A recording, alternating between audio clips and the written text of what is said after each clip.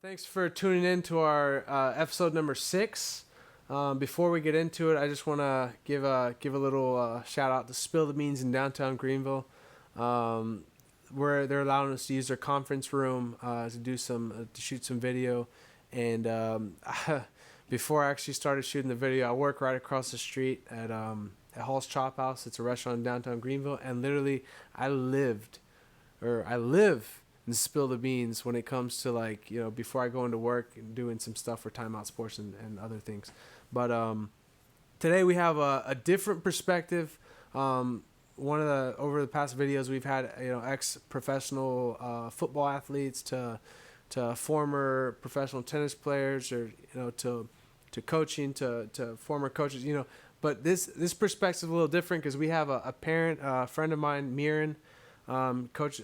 Teaches at Anderson University, and he also teaches at Clemson, and he played college tennis when back in the day when he was playing, and then he also now having kids. Actually has a current kid who runs for Yale, and then he had a former student athlete who played tennis for Furman. What he's going to talk about is from playing to being a parent to having kids who play college sports, and being that statistically, that 6% unique perspective, because I know there's a lot of parents out there who have young kids that are playing sports that they want to take the college route or when playing, and he's just going to talk about a little bit of some of the things that he did or he worked on, and it's definitely a perspective. Miran, how are you doing? Hey, good morning, Andreas. How are you? Doing good. I'll let you introduce yourself a little bit. Talk about back when you played, and I'm sure you still play actively tennis. How many times a week? I still do. I actually broke my arm cycling, so my left arm. So I've been playing a little bit more tennis now than I tried to due to cycling. So I would say I played about 3 times a week for the past 2 weeks. Oh, sweet. Which is more than I usually do nowadays. I'm sure breaking your arm, I guess you can't use that arm, right? I have a good break, according to my orthopedist. So they didn't put any cast or anything on my arm, but the problem is tossing the ball. So I cannot twist it well, so I had to modify myself. But other than that, everything is pretty lucky and good. Well, I'm glad you're doing well, and I guess you're on the road to recovery. Yeah, this is week 3 now. I'm counting the days because I want to go back on my bike. Okay. So talk coming from playing and then a parent's perspective. Yeah. Just talk a little bit about, because I know there's some parents listening. What did that take? What was the schedule like, and stuff like that. So I came to US on a full ride to play at Lander University back in the 80s. And after I graduated, I'm still very much involved with tennis. So when my first son was born in 92, Sven, we started fooling around with the tennis ball and his small racket. I think he was like 2-3 years old. But I realized you cannot kind of push your kids to do sports that you would like them to pursue because everybody's different. And he really got out of tennis at age 4 or 5, which is a pity because I think if you want to be really, really good, that's the age you need to start nowadays. And he did skateboarding and all kinds of wild sports, BMX. And then at about age 11, I think, he said, let's just go and play some tennis. And that's when he got very much involved. So I was just like a little bit of his coach, but then I realized a lot of things that I'm telling him, he just refuses to listen to. So I had to actually pay people to tell him the same thing. But that seemed like it worked. But I think every parent should understand that their children have a little bit of the different needs and demands, and they should try perhaps other sports and see where the kid has the most talent. For example, with my other son, he was in love with soccer, and so we pursued soccer at the high school level, at the middle school level and club level in Clemson and all that. And I watched Andre play, And, being Croatian, sometimes we come across mean. But I told him after one of the soccer practices, I said, Andre, your leg-eye ball coordination is pretty pathetic. You just don't have it. Oh, okay. But you're moving on the soccer. Imagine an American father saying ever that to a kid. But in Croatia, they'll be okay.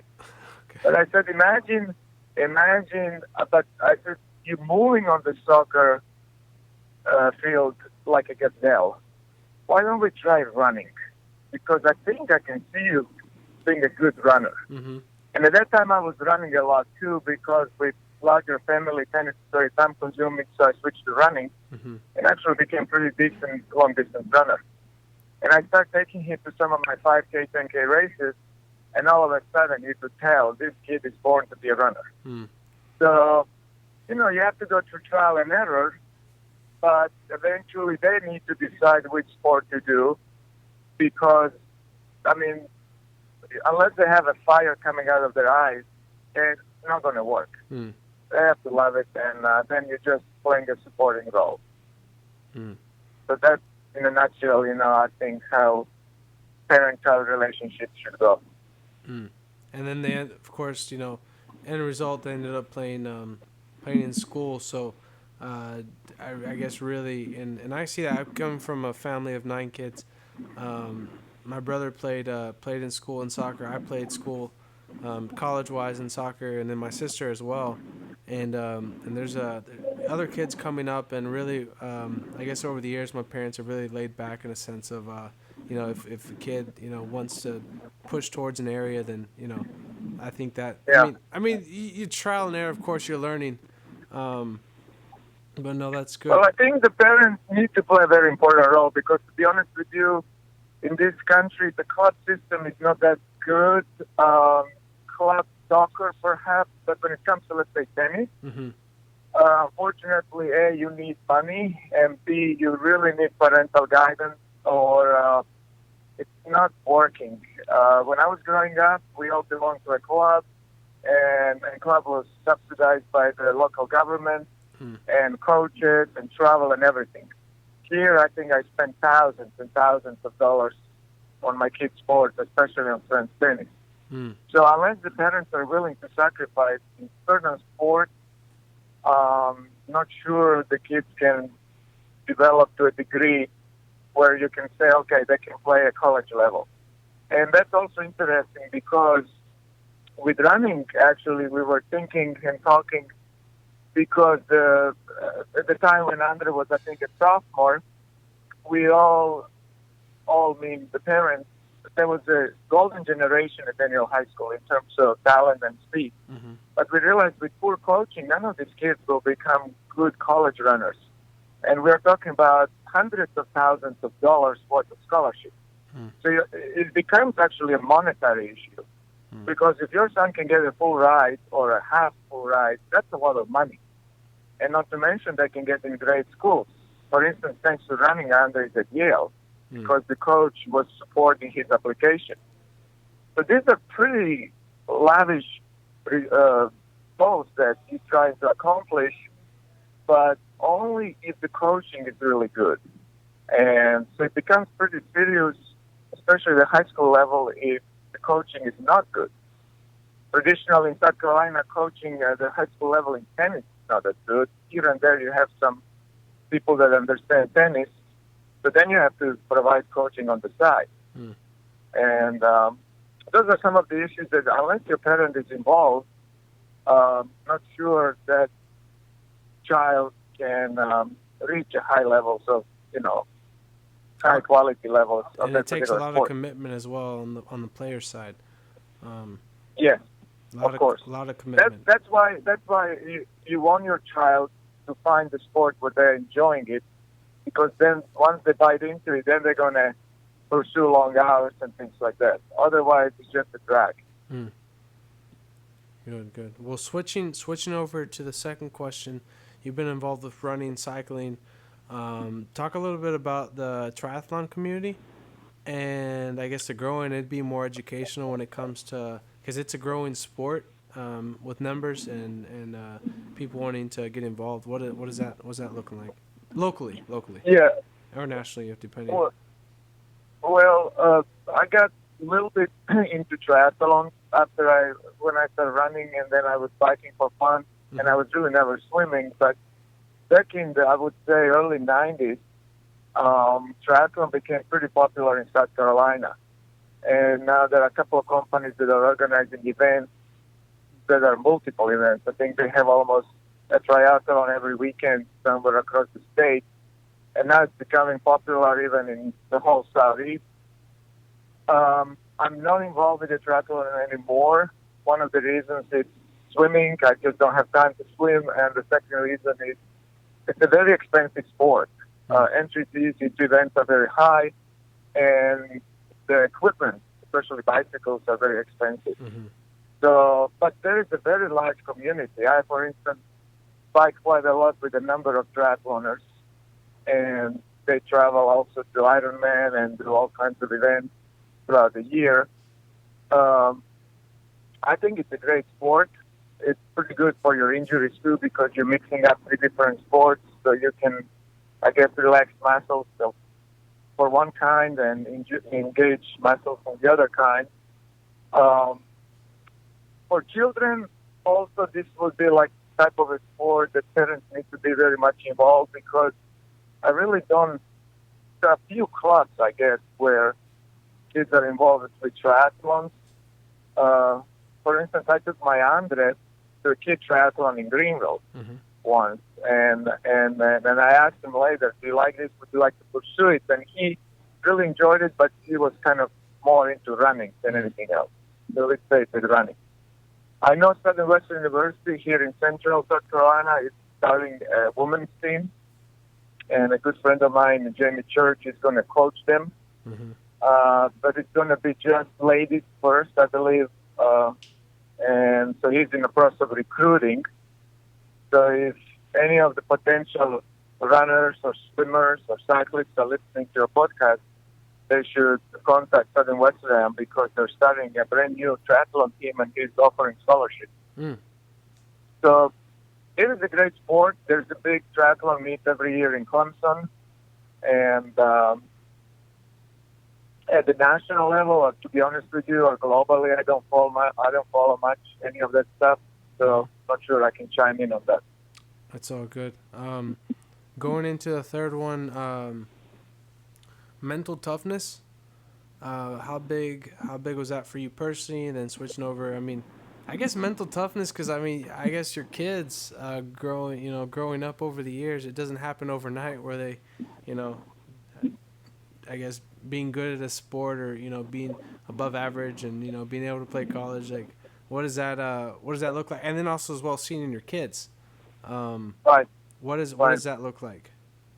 Well, I think I have a PhD in mental toughness, being with my children because, well, I always struggled with it. My problem was staying focused, and in tennis matches you play 2-3 hours. And for me to stay focused for that long was very, very difficult. People take medicine nowadays, I think, for those kind of issues. Back then it was just like your mom or your coach is yelling, stay focused and things like that, but it's much easier said than done. I really learned how to focus too late, I guess, but it's still fun because now in my 40s, 50s, I can go out there and play and stay focused. Doesn't matter how long, I can just do it. And several books that I read, one was Learn Optimism by about Martin Seligman, and there's another great book that talks about basically playing and not thinking, just animal instinct. I cannot think of the name of the book on top of my head, but there are great books that help with mental toughness. What got me interested into the topic was like when I was traveling with my first son, friend, and after some bad losses, like heartbreaking losses, he would fall into a depression, and he was depressed for 2, 3, 4 days. And then going with my Andre and watching him, let's say, have a bad race, finishing maybe third, fourth, whatever, he would shake that off within half an hour and back to normal. So I was always wondering how do people, react so differently and what can I do with Sven to help him recover faster after heartbreaking loss. And that's difficult because they just have different personalities. Mm. I'm sure Andre is very upset when he has bad race, but he seems to be able to move on. And for Sven, that was very, very difficult. And I think only at Furman, he kind of learned how to get over a bad loss and not drag on it. But I had a sports psychologist there, and I'm sure some of the talks with the team, I'm sure Kelly Jones could have spoken on that, helped, to learn how to cope. Mm. It's not easy. Tennis, for instance, is extremely mental sport. People don't realize that, but it's very, very mental. And the other day, I was watching two professional ladies play a match in Indian Wells, and one lost, not because of bad tennis, just mentally. She came to a point where she started basically choke. And you would think choking doesn't happen in professional sports, but boy, did she choke it away and lost. Mm. So, very interesting topic. I guess I asked my son, why you get so tight, and you cannot play when you're tight. Your arms are, almost like handcuffs. And he said, because I care. Because I said, I don't understand this, man. You were doing skateboard tricks and all kinds of stuff that are 10 times riskier and no fear. Mm-hmm. And now you come on a tennis court and you have a fear. And the answer was, well, I just didn't care about skateboarding, and I do care about that. Mm.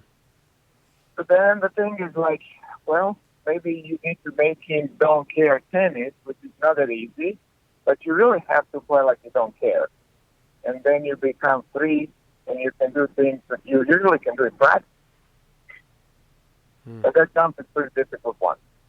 And that's like, and the thing is like, there's so many athletes, like you said with your two sons, who cope differently when it came to being mentally strong on the sport, and each athlete finding their own unique way of how they deal with it, or how they, because you can't really compare when it comes to kids. Well, that kid's acting this way, so then that kid has to act that way. Well, each one has a different personality, different way of how they act and react to different situations.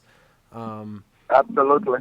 And understanding that would probably help out a lot better when it comes to playing sports. And some children are born with that I don't care approach, even though they do care. But you can tell they are laid back and they are relaxed. And then in tennis, for instance, I knew a guy down from Colombia who was just seeing his racket between the points and look at other courts. And as soon as the point was ready to start, you can tell in his eye he was so focused in. So he was focused, relaxed, but just nonchalant and playing freely. And then you see players that are just, they're focused, but they're playing not to lose. They're fearful, and they can never play freely.